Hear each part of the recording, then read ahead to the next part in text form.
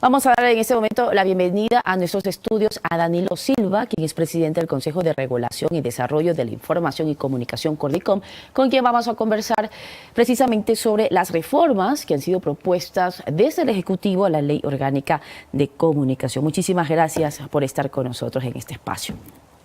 Además, muy necesario, porque ya hemos escuchado cuáles son las reacciones desde los diversos sectores al momento de que el presidente anunció la noche de ayer el proyecto de la reforma de la Ley de Comunicación que se va a enviar este viernes 18 de mayo, para su trámite precisamente en el Pleno. Es importante conocer de qué forma se realizó este proceso, cuáles fueron los pasos a seguir, cuánto tiempo se llevó, quiénes participaron, se acogieron propuestas de diversas voces. Buenas noches, Mario.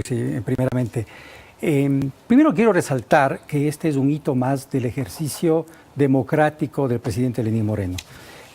Hay que tomar en cuenta que han habido un proceso muy importante que hay que destacar, que tiene que ver con el rescate de libertades. Ya nos hemos olvidado entre tantos cambios, por ejemplo, la derogatoria de aquel decreto 16, que permitió restablecer el ejercicio del derecho de asociación.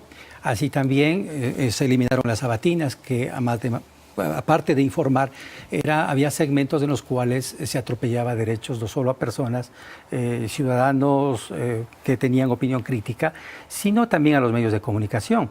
Complementariamente también se tomó una decisión acertada de eliminar de que los medios públicos, como también los medios privados en propiedad del Estado, también sean utilizados como propaganda. Es decir, ha sido un proceso que hay que destacar.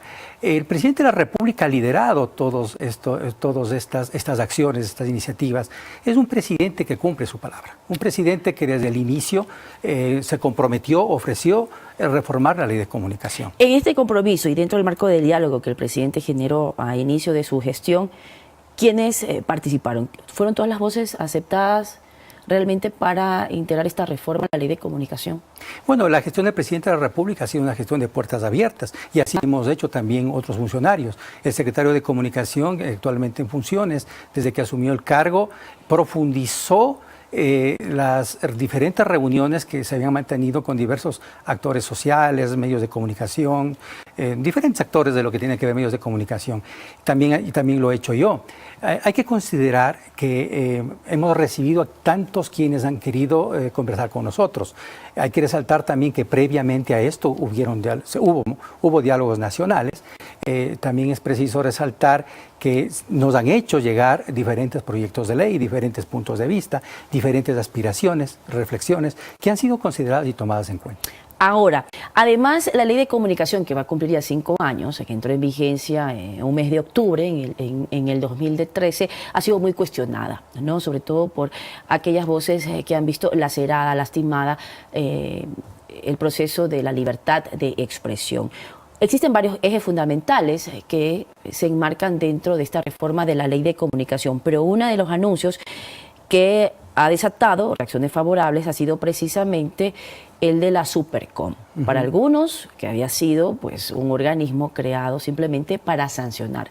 La pregunta sería aquí, ¿esto debió ser parte de la Supercom? ¿Era parte desde un inicio de la Ley de Comunicación? ¿Por qué se creó la Supercom? Ya, pero previamente yo quisiera puntualizar que uno de los anuncios fundamentales e importantes es que la Ley de Comunicación esté alineada a los estándares internacionales. Esto es fundamental y esencial, porque de alguna manera se desnaturalizó en la aplicación de la Ley de Comunicación vigente. Y a nivel internacional, ¿en qué estábamos descuadrados? Por ejemplo, con la ley que estaba vigente. Por ejemplo, el hecho de no resaltar el ejercicio de la libertad de expresión, la libertad de información. El momento que, ahí viene, para contestar su pregunta, el momento en que se crea la Superintendencia de Comunicación y se le da un rol de vigilancia, auditoría, control, es completamente contrario a lo que es la responsabilidad ulterior, que es, digamos, la institución jurídica que está concebida para, en el caso que haya abusos o excesos en la libertad de expresión. Entonces se desnaturalizó ya con la creación de la Superintendencia de Comunicación. Todos hemos visto ya, a propósito del último juicio político y también de las diferentes demandas ciudadanas que se realizaron incluso cuando se presentaban los informes en Ginebra, y también cuando organizaciones de defensa de la libertad de expresión abogaban porque en el Ecuador se restablezca todo lo que ha sido vulnerado y violado. Además, también el mandatario, todos los anuncios que dio en su informe de los lunes fue la decisión de vender los medios incautados. El presidente ha dicho que no puede seguir en manos del Estado porque esto se ha constituido en una herramienta de confrontación. Esta es una decisión ya tomada, pero aquí la pregunta también sería ¿por qué se quedaron tanto tiempo en manos del Estado estos medios incautados y no se liberaron o no se vendieron? El anuncio ha sido categórico, acabamos de escucharlo hace unos minutos del presidente de la República, y yo saludo esa decisión, una decisión que esperaba el pueblo ecuatoriano. Lamentablemente los medios se quedaron en mucho tiempo y sirvieron para lo que nosotros hemos escuchado y hemos observado, fundamentalmente por las auditorías de la Contraloría General del Estado. Y es necesario que se desinviertan y que se vendan esos. ¿Y se van a medios. determinar responsabilidades precisamente por el mal manejo de estos medios? Bueno, hay que respetar las instituciones del Estado. Entiendo que el señor Contralor General del Estado presentará los informes correspondientes y dentro de eso establecerán las responsabilidades que ameriten, en el caso que hubiera. Dentro también de la Ley de Comunicación existe un artículo el cual determinaba la inversión extranjera, ¿no?, a los medios de comunicación. Esto de aquí va a ser eliminado, también va a entrar dentro de la reforma. Sí, actualmente hay una prohibición y se ha tomado la decisión de permitir la inversión en medios nacionales.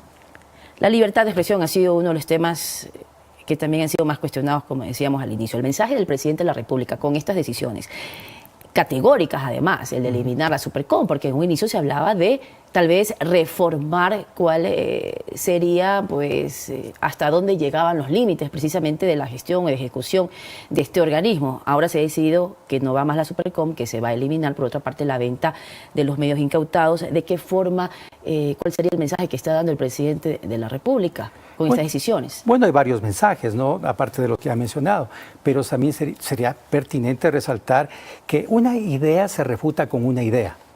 Es importante que se restablezca la libre circulación de ideas, pensamientos e informaciones en el Ecuador. Las informaciones se contrastan ahora que tenemos varias posibilidades de informarnos. Entonces, las restricciones, el hostigamiento que termina finalmente siendo una autocensura, es lo que con esta reforma se pretende eliminar. Y finalmente, el Ecuador, con esta reforma de comunicación, también es un elemento importante, sustancial para una vida democrática. En un inicio, cuando se pensó en crear esta ley de comunicación, también se pensaba en crear una herramienta eficiente para controlar la información que se generaba desde los grandes medios de comunicación, sobre todo los medios privados. Ahora, ¿de qué forma se garantiza que esto no vuelva a ocurrir? Y además también, si estas reformas de la ley de comunicación van encaminadas a beneficiar también a los más pequeños, a los medios locales, por ejemplo. Sí, es importante, esas dos preguntas son importantes. La libertad de expresión y los otros derechos humanos son fundamentales, son esenciales, son interdependientes, y ninguno es absoluto. Entonces, los temas constitucionales, los derechos tienen que discutirse con jueces constitucionales, por un lado. Segundo, la responsabilidad ulterior es excepcional, es siempre y cuando alguien ha vulnerado, alguien haya pasado el límite que está previsto en las normas internacionales y los estándares internacionales. Es decir, no es que va a haber desprotección, simplemente se va a disputar o discutir y evaluar, se va a ponderar adecuadamente por un juez constitucional y por jueces de derecho en qué medida y cuándo eventualmente se ha vulnerado la libertad de expresión y se ha vulnerado otro derecho, por ejemplo, como el de honor y dignidad. Eso es una pregunta. Y la otra pregunta, por supuesto que dentro de lo que implica fomentar la libertad de expresión y tener mayor amplitud, mayores alternativas de que los ciudadanos de todas partes nos informemos, es apoyar a los medios locales. Hoy por hoy, evidente, hay una garantía, digamos así, en la ley, de que de la pauta estatal, ¿no es cierto?, se destine una parte para los medios locales, pero no dice cuánto. Ahora se va a poner de que al menos el 10% de esa pauta del Estado se destina a los medios locales. Hablamos de pauta publicitaria. Así es. La pauta publicitaria, el 10% será destinado. Al menos el 10%. Al menos el 10%, como un porcentaje base. De hecho, base. antes de que se reforme, la actual Secretaría de Comunicación ya está realizando eso, porque es fundamental y sustancial fomentar a los medios locales. Esos fueron compromisos del presidente de la República desde un inicio de gestión. Con esto, el presidente está cumpliendo esos compromisos. Es un presidente ¿Se que garantiza un Estado democrático? Estamos viviendo un Estado democrático. Los cambios que estamos viviendo lo reconoce toda la población. muchísimas gracias por María estar Lucía, con a nosotros. ustedes, muchas gracias. Seguramente también sus declaraciones van a generar diferentes reacciones. Estaremos a esperas precisamente al momento que el viernes 18 se entregue precisamente este proyecto de reforma de la Ley de Comunicación al Pleno de la Asamblea Nacional. Precisamente ese es el sustento de la democracia, que haya el debate necesario. Todos los temas tienen que debatirse. La opinión pública tiene que escuchar los diferentes debates y tomar opciones y que las decisiones sean las mejores. Muchísimas gracias por este espacio, Danilo Silva, presidente de Cordicom. Vamos a continuar nosotros con más noticias.